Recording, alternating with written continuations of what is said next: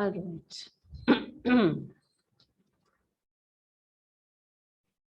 Okay. So yesterday we discussed about selective attention. So attention can be selective, sustained, or divided attention. Divided attention we discussed yesterday, and it's more like multitasking. When your attention is divided into multiple tasks, then it is multiplicity of the attention or divided attention. We read about this divided attention in box number 5.2, and it also refers to something called as automatic processing, and it has three main characteristics. It occurs without intention, it takes place unconsciously, and it involves very little or no thought process. It's more reflexive, I would say. It is more reflexive in nature. So that is what we did yesterday. We also looked at the factors that affect, that influence selective attention. There were some internal factors and there were some external factors. And external had to do with the size, intensity, motion of stimuli. And internal factors had to do with your motivation. Okay, motivation and cognitive factors. So are there any questions related to that?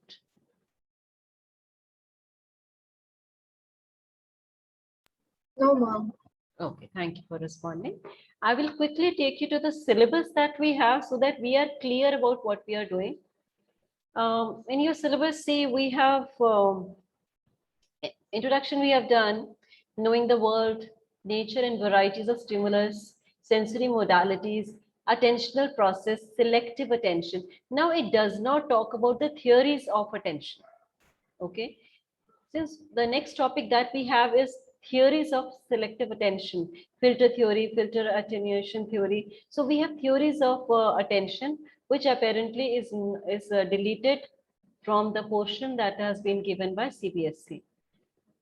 So if you say, I will quickly tell you what these theories talk about so that you can make more sense out of these topics. If you say, I can tell you quickly about it.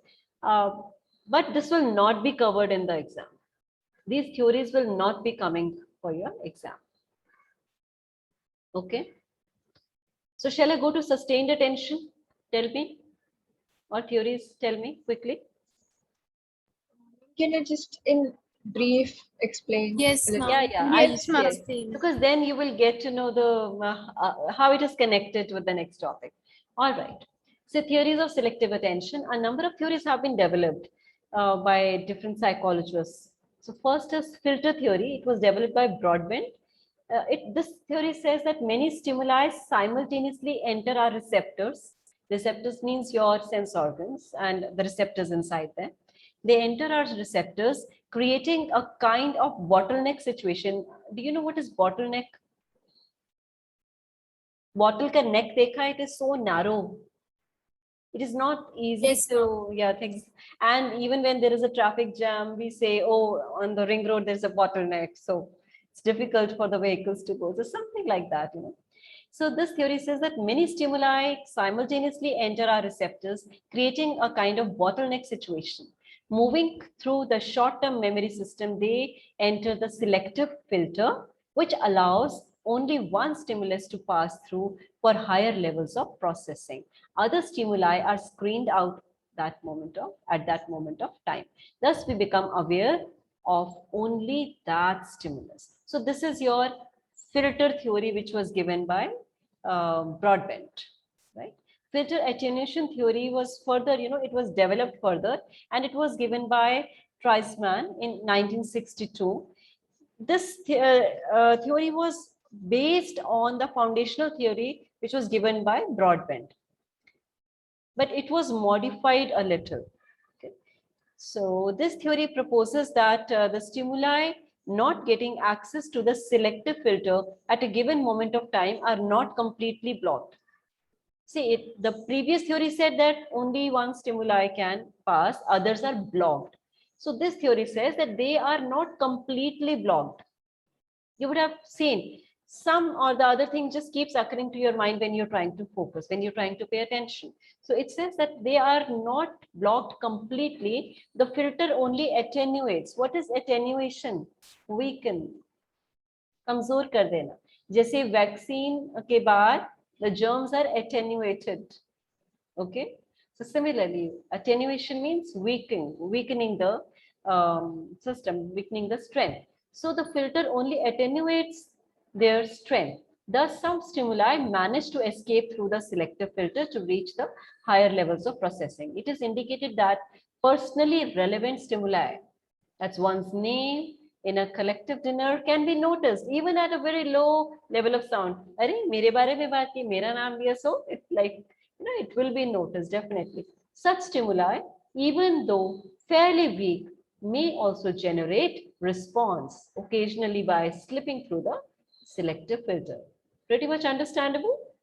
First theory, filter theory, said only one stimulus, the important thing that you're attending, will be only one stimuli will be processed and others will be blocked. Filter attenuation theory says that no, they are not completely blocked. They are only weakened. They are only attenuated. The next theory was given by Johnston and Hines, multi-mode theory. In 1978, it was given. This theory believes that attention is flexible system. So it is a flexible attribute and it is a systemic. So it is a flexible system that allows selection of a stimulus over others at 3 stages. So this was a stage theory. At stage 1, the sensory representations, that is the visual images of the stimuli, are constructed. At stage 2, semantic representations, they are constructed, and stage 3, the sensory and semantic representation enter our consciousness. Okay, we'll just have a look at these three again. Stage 1, sensory representation, मतलब जो आपके sense organs ने उसका representation बनाया है. Your brain says that, okay, this is an apple, or this is a ball, or this is a phone. So those sensory representation by auditory or vision, okay, these stimuli are constructed. So some kind of representation is constructed. Stage 2 is semantic, the meaning, the names or the meaningful representations are made. At stage 3, the sensory and semantic, both of these enter the consciousness. It is also suggested that more processing requires more mental effort. When the messages are selected on a basis of stage 1 processing, early selection, less mental effort is required than when the selection is based on stage 3. Okay. So it says the jitna representations hoga, first stage mein less effort, less mental effort, and in the third stage there's more mental effort. So this is a multi-mode theory consisting of 3 stages. First is sensory representation, next is semantic representation, and third is combination of both sensory and semantic, and then it enters our consciousness. Okay, so that was about theories. Clear about it? Yes, ma'am. Yes, ma'am. Great, thank you. Now I am coming to sustained attention, the sustenance of attention. When selective attention is, while selective attention is mainly concerned with the selection of stimuli, sustained attention is concerned with concentration of stimuli. Okay, it refers to our ability to maintain attention. Now something catches your attention, okay, understandable, but having it maintained there, that is your sustained attention. It refers to our ability to maintain or sustain attention on an object or event or context. So this type of attention is called as sustained attention. It is also known as vigilance. Sometimes people have to concentrate on a particular task for many hours. Like air traffic controllers, radar readers provide us with good examples of this phenomena. They have to constantly watch and monitor the signals on the screen. The occurrence of signals in such situations is usually unpredictable, and errors in detecting these signals, it can be fatal. Hence, a great deal of vigilance is required in those situations. Can you give me more examples of sustained attention, where you need to sustain your attention? Where sustained attention can be seen, is in function? Give me more examples from your life. While taking an exam, Absolutely, absolutely. Like right now, your attention is sustained, right? Maybe I caught your attention initially, that you selected, and some selective attention is happening, and there is internal factor, your motivation. But first you attend, and then you maintain, then you concentrate, then you focus. So this is sustained attention, right? Great. So factors affecting or influencing sustained attention. What are the different factors? Several factors can facilitate or inhibit an individual's performance on task of sustained attention. Sensory modality. What is sensory modality? The mode of receiving information. Sensory modality is one of them. Performance is found to be superior when the stimuli or the signals are auditory than when it is visual. Some research says this. Okay. For some, it may be different also. But generally, the researchers have established that performance is superior when the stimuli or the signals are auditory. When you hear, when you listen, and when it's a combination of the two, then it will be even more superior. Okay. Let's say if you're only showing the visual, you may not have, you may have some level of performance, okay, based on that visual. If you only have auditory, it will be better than visual. But if you have both combined, auditory and visual both, definitely it is going to be superior. So sensory modality is one of the factors that influence sustained attention. Have you would have heard about silent movies? Have you seen any where you don't feel the need of any auditory stimulation? Has anybody seen a silent movie? ma'am, the old Charlie Chaplin movies. Yeah, yes, right. Yes, ma'am. Plus a lot of, I think in Hindi also, if I remember, Pushpak was one of the movie. Or yeah, cartoons, animation generally, Tom and Jerry. Yes, These ma'am. are, so they definitely catch our attention as compared to, they have some kind of effect or influence on you. But if you have sound also, if they're totally silent without those, little bit of sounds, like music plays a great deal of, it has an effect. If it is totally quiet, then it will not be effective as it is. So we have different types of music playing. Let's talk about horror movies. So in horror movies, you don't feel scared unless that creepy sound is produced. Yes, ma'am. So Yes, ma'am. everything is okay till that sound sort of kind of a thing, it starts coming. So sensory modality is an important factor that influences the selective sustained attention. Now coming to proceeding ahead, intense and long-lasting stimuli facilitate sustained attention and result in better performance. So another thing, some intensity and long-lasting stimuli, which stay for a little longer. They facilitate sustained attention and it results in better performance. Temporal uncertainty is the third factor. When stimuli appear at regular intervals of time, they are attended better than when they appear at irregular interval. Any example? Can you give me an example of this? Let's say your performance will be better if you keep revising. Okay? If we keep having classes, this is one of the demerit of DLPs, distance learning things. that performance will be better if you have something which is kind of repeating, it is happening after a fixed interval of time, right? Your classes, your school timetable, it is attended better, there is more sustained attention than if it is just appearing once in a while, just irregularly at any time. Okay, so Ma'am, temporary. does this, ma'am, I just had a small doubt. Like, does this happen because it creates kind of a pattern which we get used to? Yes, Because of definitely it regular. does. Yes, patterns do help us in certain ways. It may, then it is also influenced by interest. It is also influenced by your motivational factors. How motivated are you?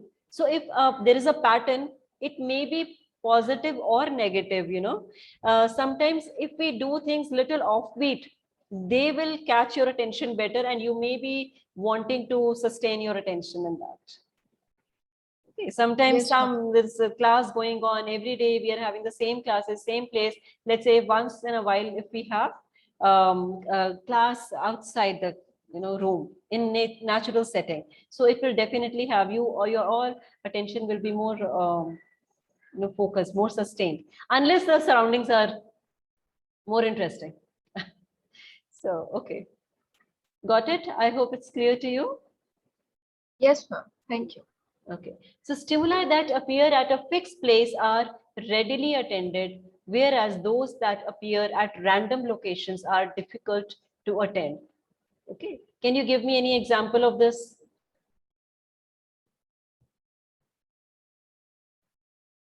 Think about certain stimuli which you attend, which you know which are there and you will attend.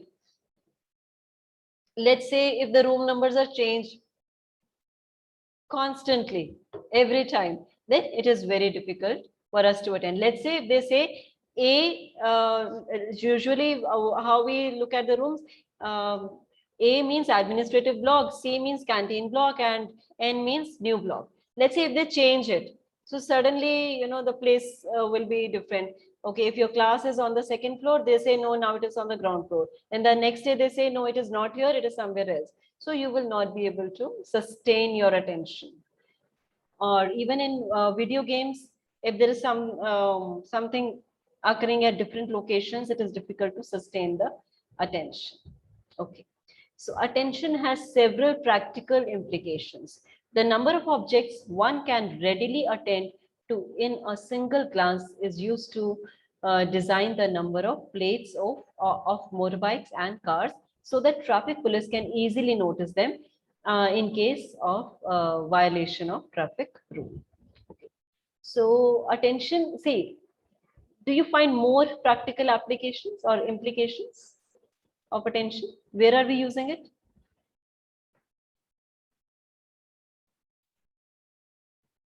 Tell me, are you using, is there any implication of attention? If you're attentive, what will happen? You will be able to absorb information. You will be able to have some meaningful, gain out of it. And Yes, ma'am. yeah, doing your exam, writing your assignments, these are more related to you. So attention has a lot of practical implications also. And while cooking, you have seen your mother pay attention, a lot of practical implications. Okay, Ma'am, so even this in sports and everything. sports, yes, definitely, definitely. Sports, say to it becomes, even when you're dividing, your divided attention is also in place. Multitasking also happens. You have to pay attention on a lot of things. What is the other person doing, and what is the rule of the game? While playing, you are Yes, not ma'am. kind of missing out on the rule. So now let's have a look at the syllabus. We do not have ADHD. Okay, we have done selective attention and sustained attention. We have done its parts, and we have also done the factors that are influencing. Now, ADHD is not in your portion, but just for your curiosity, ADHD is a neurological condition. You have to understand. It is a neurological condition which is seen in children. ADHD stands for Attention Deficit Hyperactivity Disorder. It is a listed disorder in DSM. And it can be present without hyperactivity. In that case, we call it ADD, that is attention deficit disorders. Some people, some children or even adults have this, but this can be managed. Okay, there is no cure. We don't cure it. Like LD does not have a cure because the wiring is different and the neurological makeup is different. So it is characterized by increased activity and more distractibility. So we work on the attention, but we cannot we can manage it, but not cure it. Okay. It does not cure the problem, but results in, negative side effects. So, all right. So just go through this box in case you're interested. We will discuss about it. So some people say it's cure kar denge. It's not to be cured. It can be managed and very well managed. Let's say a child has attention deficit. So jo deficiency hai wo de do. Give attention.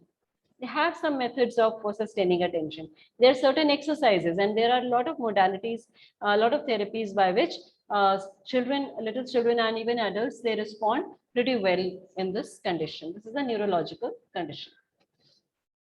Okay. Now, coming to perceptual processes. Yes, we do have this in our course. Is there any question up to here? Attention, sustained attention, divided attention, sensory modalities, vision, hearing, auditory, anything that you want to know? No, ma'am. And you can take a minute, just flip the pages and see if there's anything that you want to ask.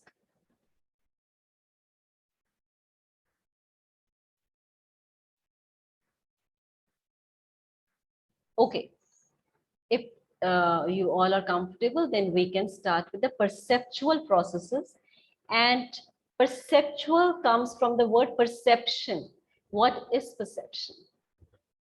Let's explore a little more about what is perception. Ma'am, perception is something, what we think about something, like our own thinking of that particular thing. Absolutely, absolutely. Our own subjective interpretation definitely goes into it. It's all about the perception we have about a person, an object, a context. Yes. So your book says that the process by which we recognize, interpret, or give meaning, and meaning making is definitely subjective. The process by which we recognize, interpret, or give meaning to the information provided by sense organs is called as perception. Okay. So we are going to talk about these processes, perceptual processes. So in the previous section, we have examined that the stimulation of sensory organs lead us to some kind of experience. And the elementary experience is called as sensation. This experience, what is sensation? It is the experience which is created by sense organs. It does not provide us with any understanding. We only have experience. But when we say, oh, this is nice, this is good, this is bad, this is ugly, this is beautiful, this is our own perception. Okay. Some people may think, and all this perception is influenced by culture also. Okay. So there's nothing like right or wrong or good or bad. It is only perception. Right. So it does not give any meaning. It is only a sensation that is produced, does not provide us with any kind of understanding of the stimulus. For example, it does not inform us about the source of light or fragrance in order to make sense out of the raw material provided by the sensory system. Our sensory system is only saying, okay, this is a sound. Now you interpret what it is. So we process it further. So who is responsible for perception? If we like or dislike something, it's not कि ऐसा ही होता है. It is we are processing it. Okay, we process it further. In doing so, we give meaning to the stimuli by using our learning, memory, motivation, emotion, experiences, and our own inbuilt schemas. So, and other psychological processes. So the process by which we recognize, interpret, or give meaning to the information provided by sensory modalities or the sense organs is called perception. In interpreting stimuli or events, individuals often construct them in their own ways. Thus, perception is not merely an interpretation of objects or events of the external or internal world as they exist. Instead, it is also a construction of those objects and events from one's own point of view. Absolutely subjective. The process of meaning making involves certain sub-processes. These are shown in the next figure, which is about to come. Okay, is this clear to you? This paragraph, which is talking about what sense organs are doing and how are we giving meaning to certain information and what is perception, what is sensation. So you should be knowing the difference between sensation and perception. Sensation is only an experience that is communicated to you. Some kind of stimuli were processed by your sensory modalities, your sense organs, and it produced an experience, and that is called sensation. Further, we give a meaning to it, we recognize it, we interpret it. Okay, and this is called as perception. Now, processing approach in perception, how do we identify an object? Let's look at figure number 5.4. Stimulus is given to the sensory receptors. It is taken by sensory receptors. Then we give attention to it. It goes to our brain, central nervous system. Learning, memory, etc. All the processes are working on that stimulus. And finally, we give a meaning to it, which we call as perception. Okay. Is it clear? Yes, ma'am. Yes, ma'am. Okay, great. All right. Now, it's 12:05. I suppose I will continue tomorrow. Let's have a question answer session now. Yes. You can switch on your cameras. Beta, this chapter will be continued for this week, or maybe just a couple of days more in the coming week. We are not going to rush with it.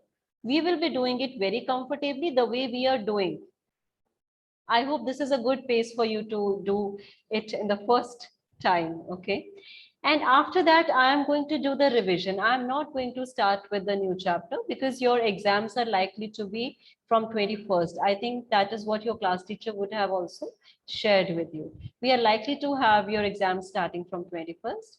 No date sheet is in place so far, but you will be communicated about it.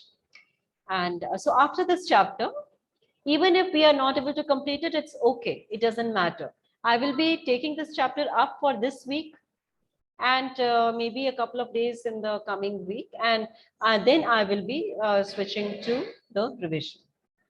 Okay. Second thing, your practical exam is what is still going on. Some children had a doubt about it. So this is whatever presentations you're doing, your submission of the files, all that is your practical exam. There is no other practical exam that you have. So your 15 marks are from this presentation, your Viva questions, and the file which is yet to be submitted. So far I have given you marks out of 6 and 3, that is 9. 6 marks are still left. That is your file marks. Once I get your files, then I will be giving you marks. All those who have submitted, some people are submitting it as PDF. So I will be checking those files online. But in case you are called to the school, then please remember to bring your file along with you. You'll just have to cover it decently, nothing to like decorate, or don't worry about all the decoration. Keep it neat, clean. Brown paper se cover kar lo, that's good enough for me. Okay. White paper se kar sakte ho, brown se kar sakte ho, but don't put any glitter or anything. If you want, you can put a nice psychology related picture if you want. Otherwise, just remember to put an index. I will be signing on the index for the first term that completed and submitted. I will be signing on it. So index is very important.